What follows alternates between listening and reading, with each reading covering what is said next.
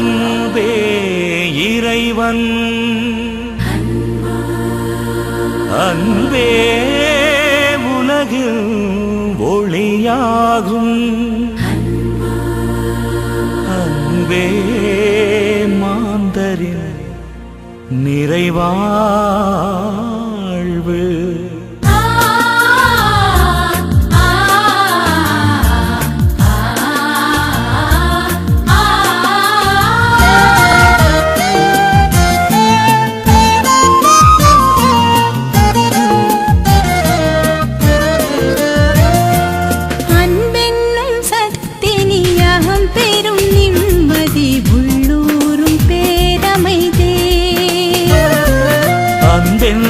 சக்தினி அகம் பெரும் நிம்மதி உள்ளூரும் பேரமைதி.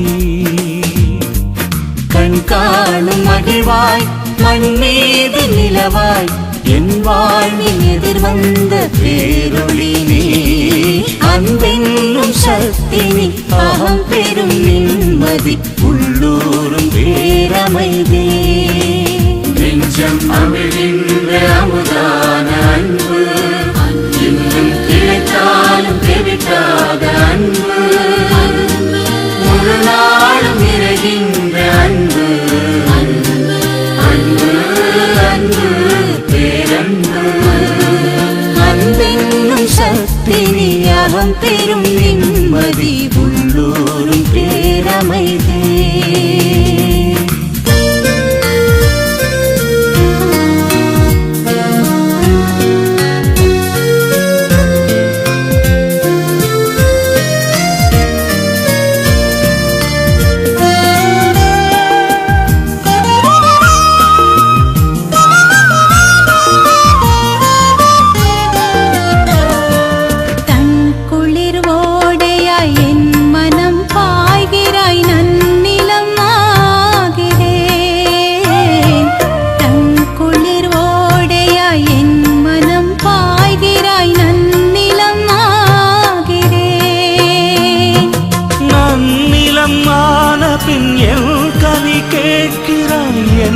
நான் செய்கிறேன் நன்னிலமான பின் என் கனி கேட்கிறாய் என்ன நான் செய்கிறேன். அன்புக்கு பதில் கூறும் ஆற்றலை தான், அன்போடு இணைகின்ற தியாகத்தை தான். அன்புக்கு பதில் கூறும் ஆற்றலை தான், அன்போடு இணைகின்ற தியாகத்தை தான். நெஞ்சம் அமிழ்கின்ற அமுதான அன்பு, இன்னும் கிடைத்தாலும் தெவிட்டாத அன்பு, முழு நாளும் நிறைகின்ற அன்பு, அன்பு அன்பு பேரன்பு. The word of the Lord is wonderful, is marvelous. The word of the Lord till today works out miracles, wonders, and continues to do so. And you have a special call of God, and accepting the call of God, saying yes to His call. You go everywhere as the God wishes you to do, to sow the seed of God as a true witness to our Lord Jesus Christ. So in the name of our community, we thank you, we welcome you, yourself and your group members, and we wish you all success in our ministry. Thank you.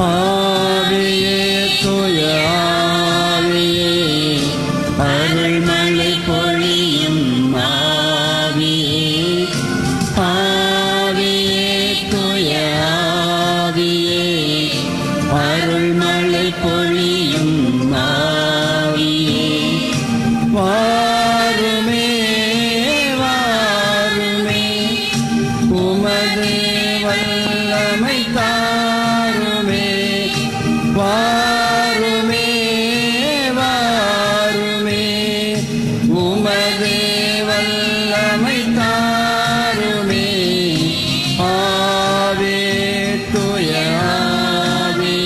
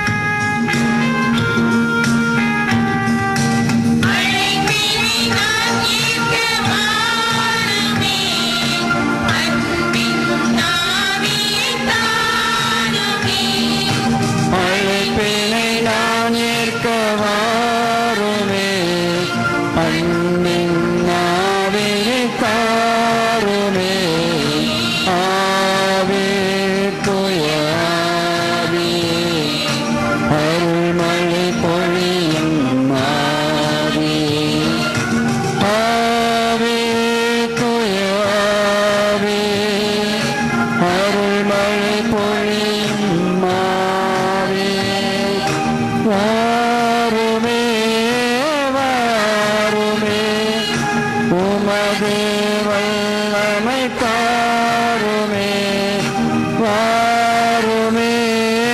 வாருமே உமது வல்லமை தாருமே ஆவே தூய ஆவே அருள்மழை பொழியும் ஆவே ஆவே தூய ஆவே அருள்மழை பொழியும் ஆவே.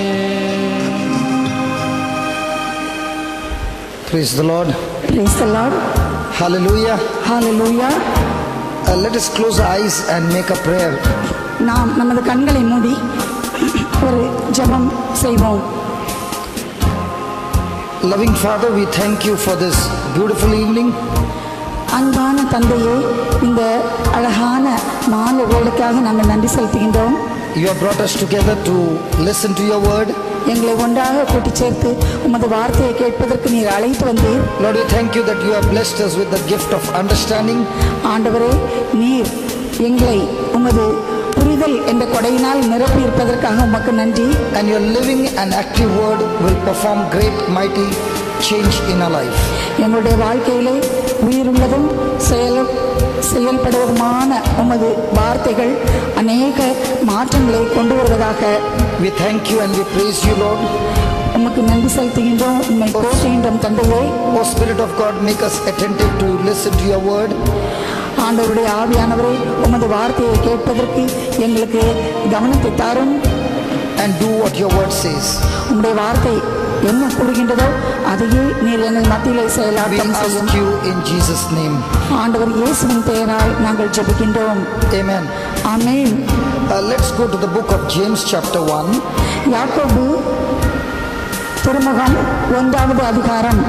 Please open your Bibles to James chapter 1. உங்க பைபிளை திறந்து யாக்கோபு 1வது அதிகாரத்தை எடுத்துக்கொள்வோம். My brothers and my sisters, count it all joy when you fall into diverse temptations. யாக்கோபு 1:2 வசனம். என் சகோதர சகோதரிகளே, பல வகையான சோதனைகளுக்கு உள்ளாகும் போது நீங்கள் மகிழ்ச்சியாய் இருக்க வேண்டும் என்பதை கருத்தில் கொண்டிருங்கள். I'll read it from some other translation. நான் இன்னொரு மொழிபெயர்ப்பிலிருந்து வாசிக்கின்றேன். My brothers, my sisters, என்னுடைய சகோதர சகோதரிகளே, consider it nothing but joy வேறு ஒன்றையும் நீங்கள் மனத்தில் கொள்ள வேண்டாம், மகிழ்ச்சி ஒன்றை மனதில் கொள்ளுங்கள். when you encounter trials of any kind. எந்த வகையான சோதனைகளுக்கு நீங்கள் உள்ளாகும் போதும் அத்தகைய மகிழ்ச்சியோடு நீங்கள் இருங்கள். Knowing this, இதை நீங்கள் கருத்தில் கொண்டு that the testing of your faith produces patience. உங்கள் நம்பிக்கை இவ்வாறு சோதிக்கப்படும் போது அது உங்களுக்கு அதிக நம்பிக்கையை கொடுக்கின்றது. And when patience has its perfect work in you, பொறுமையானது நிறைவாக உங்களில் செயலாற்றும் போது you shall mature, நீங்கள் முதிர்ச்சி அடைவீர்கள், lacking in nothing. எந்த வகையான குறைபாடும் உங்களுக்கு வாழ்க்கையில் இருக்காது. I believe everybody will like the last 3 words, lacking in nothing. கடைசியில் உள்ள அந்த 3 வார்த்தைகளும் எல்லோருக்கும் பிடிக்கும். உங்கள் வாழ்க்கையில் எதுவுமே குறைவுபடாது. If you look at that verse number 4, it speaks about lacking in nothing. 4வது வசனம் இவ்வாறு உங்களுக்கு எதுவுமே குறைவுபடாது என்று பேசுகின்றது. So the Bible teaches us there is a life where you will be lacking in nothing. Bible இவ்வாறு நமக்கு கற்பிக்கின்றது, நமக்கு ஒரு வாழ்வு இருக்கின்றது, அந்த வாழ்விலே நமக்கு எதுவுமே குறைவுபடாது என்று. So he is going to teach us how to reach that place called lacking in nothing. நமக்கு அத்தகைய ஒன்றுமே குறைவுபடாத வாழ்க்கையை நாம் எப்படி பெறுவது என்பதையும் கற்றுக் கொடுக்கின்றது. The first thing when you read verse number 2, you feel like you are reading from something out of the Bible. How can the Bible say such a thing? நீங்கள் 2வது வசனத்தை வாசிக்கும் போது பைபிளில் இருந்து வெளியே எங்கேயோ நாம் வாசிக்கின்றோமோ, எப்படி அப்படி ஒரு வசனம் இருக்க முடியும் என்று எண்ண தோன்றும். Please look at verse number 2. You will be surprised with that verse. 2வது வசனத்தை வாசியுங்கள், நீங்கள் ஆச்சரியப்படுவீர்கள். Please read that. என் சகோதர சகோதரிகளே, பல வகையான சோதனைகளுக்கு உள்ளாகும் போது நீங்கள் மகிழ்ச்சியாய் இருக்க வேண்டும் என்பதை கருத்தில் கொண்டிருங்கள். How can a person have joy in the midst of a battle, in the midst of a trial, in the midst of pain, in the midst of sorrow, in the midst of negative things happening in his life? ஒருவருடைய வாழ்க்கையிலே கவலைகளும் வேதனைகளும் சோதனைகளும் போராட்டங்களும் எதிர்மறையான காரியங்களும் நடக்கும்போது அவர்கள் எப்படி பெரு மகிழ்ச்சியோடு இருக்க முடியும்? Can you have joy உங்களுக்கு பெரும் மகிழ்ச்சி இருக்குமா? when you get a bad report from the doctor? டாக்டரிடமிருந்து உங்களுக்கு மிக மோசமான ஒரு அறிக்கை உங்களுக்கு கிடைக்கின்றது. அப்போது எப்படி உங்களுக்கு பெரும் மகிழ்ச்சியோடு நீங்கள் இருக்க முடியும்? But the Bible teaches us that we must be joyful. ஆனால் பைபிள் நமக்கு இவ்வாறு கற்பிக்கின்றது, நாம் பெரும் மகிழ்ச்சியோடு இருக்க வேண்டும் என்று. The Bible teaches us to be rejoicing in the Lord. Bible நாம் எப்போதும் ஆண்டவரில் அகமகிழ வேண்டும் என்று கற்பிக்கின்றது. What is this joy? இந்த பெரு மகிழ்ச்சி என்றால் என்ன? Bible teaches us that the joy is the strength of our life. Bible இவ்வாறு கற்பிக்கின்றது, பெரு மகிழ்ச்சி தான் நமது வாழ்க்கையிலே வலிமை ஆற்றல் என்று கூறுகின்றது. If the devil has to defeat you, he has to steal your joy. சாத்தான் உங்களை தோற்கடிக்க வேண்டும் என்று எண்ணினால் உங்களுடைய மகிழ்ச்சியை அவன் பறித்து கொள்ள வேண்டும். The moment the joy is gone, the strength is gone, the strength is gone, you are finished. எந்த நிமிடத்தில் உங்களுடைய பெரு மகிழ்ச்சியானது திருடப்படுகின்றதோ அப்போதே உங்கள் வாழ்க்கை பலவீனமானதாக மாறி போகின்றது. So let us look at what is joy. எனவே நாம் பெரும் மகிழ்ச்சி என்றால் என்ன என்பதை பற்றி பார்ப்போம். Is happiness and joy the same? சந்தோஷமும் இந்த பெருமகிழ்ச்சியும் ஒன்றா? இது ரெண்டும் ஒன்றா? No. Ask them, did Father tell them not to talk to us? First you ask them. Father பேசவே கூடாது, வாய் திறக்க கூடாது, அப்படி உங்களுக்கு சொல்லியிருக்காங்களா? Permission is granted. பேசலாமா? Father has given permission, now talk. Father permission கொடுத்துட்டாங்க, நீங்க பேசலாம். Okay, what is happy and what is joy? சந்தோஷம்னா என்ன, பெருமகிழ்ச்சினா என்ன, ஹாப்பினஸ், ஜாய், இந்த ரெண்டுக்குள்ள வேறுபாடு என்ன? Are they both the same? ரெண்டும் ஒன்றா? Okay, you can see Jesus on the cross. இங்கு ஆண்டவர் இயேசு சிலுவையில் தொங்கிக் கொண்டிருப்பதை நீங்கள் பார்க்க முடிகிறது. Did he suffer? ஆண்டவர் இயேசு துன்பங்களை எல்லாம் மேற்கொண்டாரா? Did he go through pain? அவருக்கு ரொம்ப வலி வந்ததா? Come on. Now, when Jesus carried the cross, ஆண்டவர் இயேசு சிலுவையை சுமந்து சென்றபோது did he carry the cross with joy? அவர் பெரும் மகிழ்ச்சியோடு அந்த சிலுவையை சுமந்து சென்றாரா? How can a person have joy when he's carrying the cross, when he's going to be crucified, when he's going to die? ஒருவர் சிலுவையில் அறையப்பட போகின்றார், அவர் மரிக்க போகின்றார். அப்படி இருக்கும்போது வேதனையான இந்த சிலுவையை எப்படி பெருமகிழ்ச்சியோடு அவர் சுமந்து கொண்டு செல்ல முடியும்? How can a person who has been stripped naked on that cross be having joy? எப்படி ஒருவர் ஆடையெல்லாம் எடுத்துவிட்டு ஆடையின்றி சிலுவையிலே தொங்கி மரித்த போது எப்படி அவர் மகிழ்ச்சியாக இருந்திருக்க முடியும்? Hebrews chapter 12 verse 2 says Jesus carried or endured the cross or embraced the cross with joy. எபிரேயர் 12:2 இவ்வாறு சொல்கின்றது, ஆண்டவர் இயேசு சிலுவையை அவர் சுமந்து சென்றபோது மகிழ்ச்சியோடு அவர் அதை ஏற்றுக்கொண்டார் என்று சொல்கின்றது. So let us see what is this joy. நாம் இப்போது பார்ப்போம் இந்த பெரு மகிழ்ச்சி என்றால் என்ன என்று. Please look here, I'm going to explain to you what is joy. எல்லாரும் கவனமா கேளுங்க, நான் உங்களுக்கு விளக்கி சொல்ல போறேன். First let me explain what is happiness. முதல்ல நான் சொல்ல போறேன் மகிழ்ச்சினா என்ன அப்படின்னு. சந்தோஷம், Happiness is when you desire for some things and those things happen according to what you want, you are happy. உங்களுக்கு சில காரியங்கள் இப்படி நடக்கணும் அப்படின்னு நீங்க நினைச்சிட்டீங்க.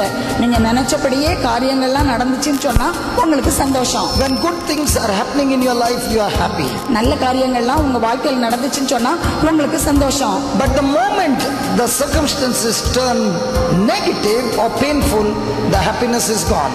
எந்த நிமிஷத்துல நீங்க விரும்பாதபடி இன்னும் வேதனையை தரும் மாதிரி, ஏமாற்றத்தை தரும் மாதிரி நிகழ்ச்சிகள் மாறி போனால் உங்கள் சந்தோஷமும் இல்லாமல் போய்விடும். So the feeling of happiness is always based on performance and circumstances.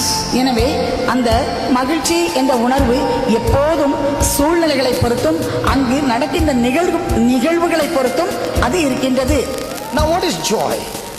பெருமகிழ்ச்சி என்றால் என்ன? Joy is when you know what is the end in the beginning. பெருமகிழ்ச்சி என்பது இறுதியில் உங்களுக்கு என்ன கிடைக்கும் என்பதை நீங்கள் முதலிலேயே அறிந்து வைத்திருப்பதால் கிடைப்பதாகும். Somebody will say, how will a person know the end in the beginning? சில பேர் இப்படி சொல்லலாம், எப்படி கடைசியில் நடக்கிறது முதல்ல எனக்கு எப்படி தெரியும்?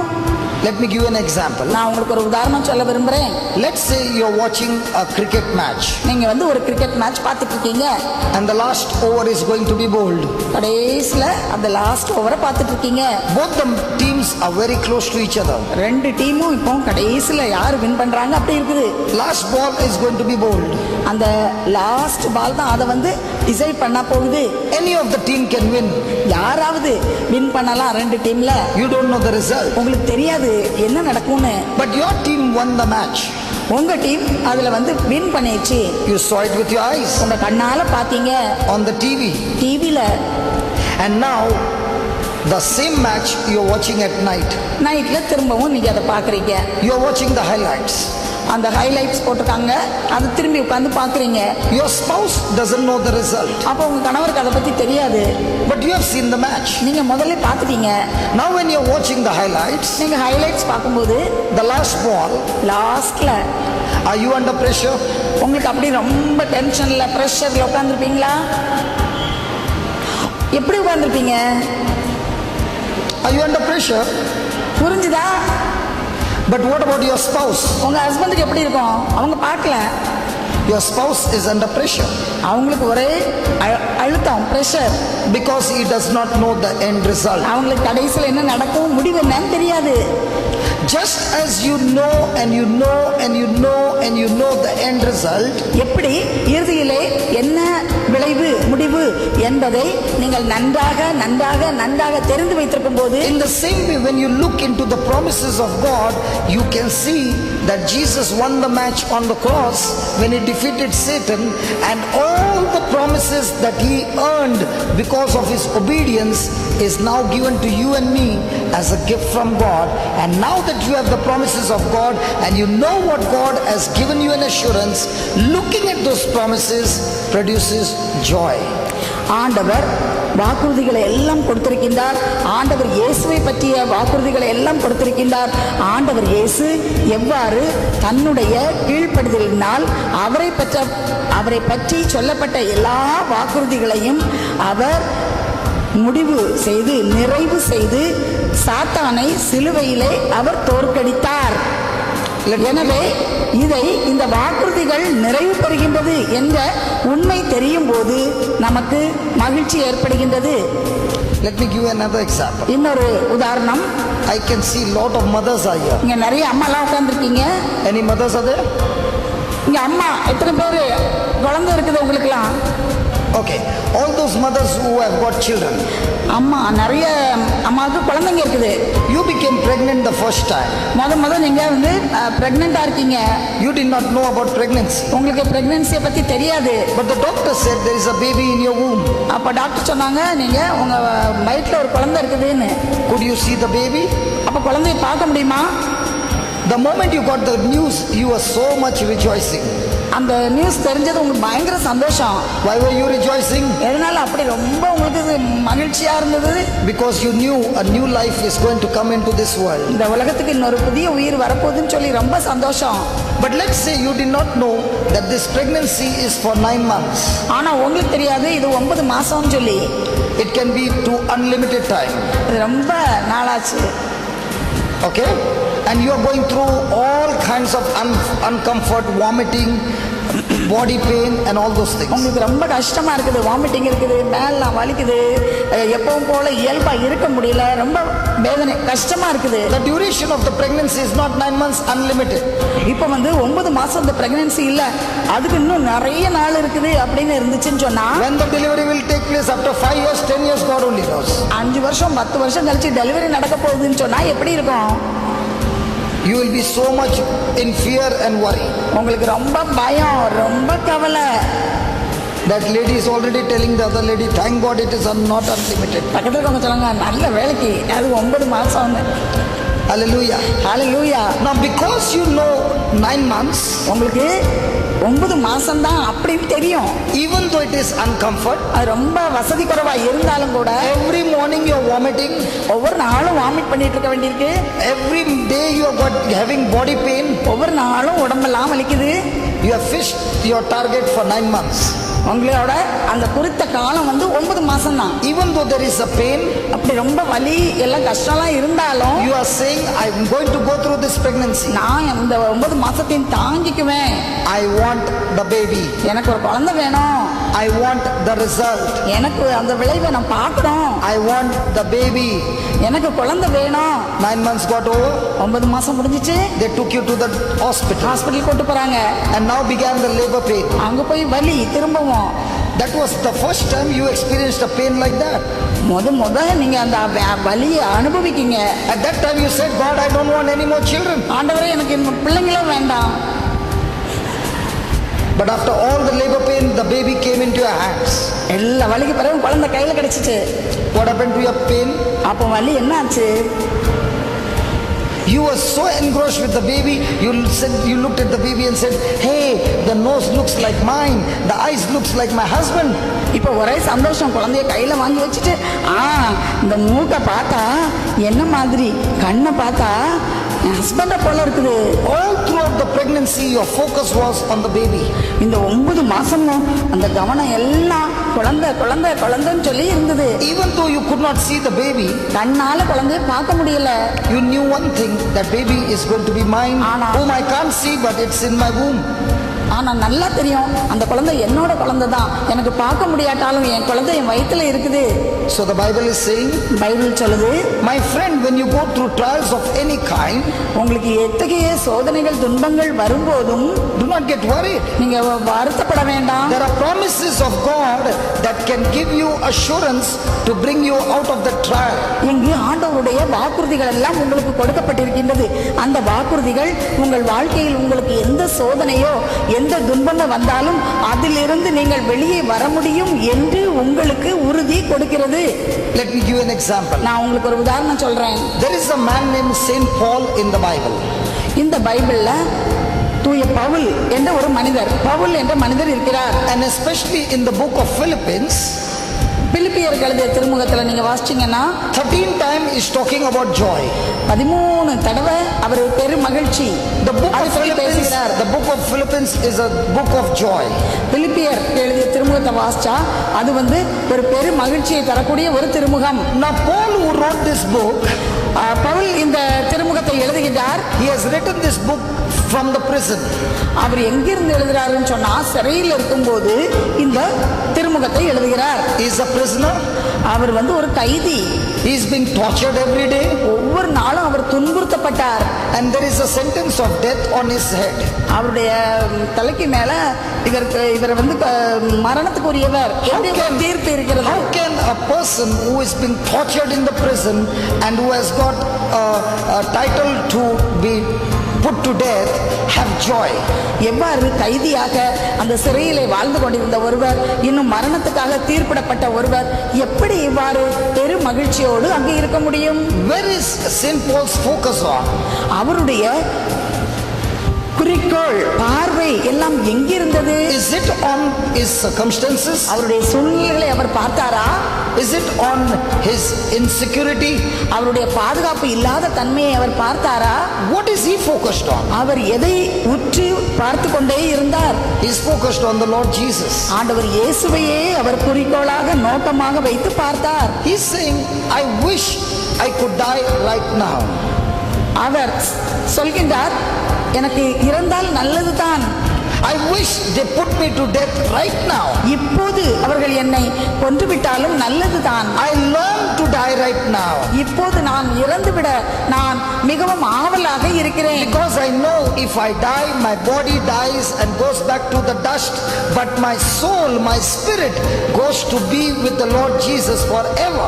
நான் இப்போது இறந்தால் என்னுடைய உடல் இந்த மண்ணிலே தூசியாக மாறிவிடும். ஆனால் என்னுடைய ஆவியானது அங்கே என்னுடைய ஆண்டவரோடு சேர்ந்து இருக்கும். But if I don't die, நான்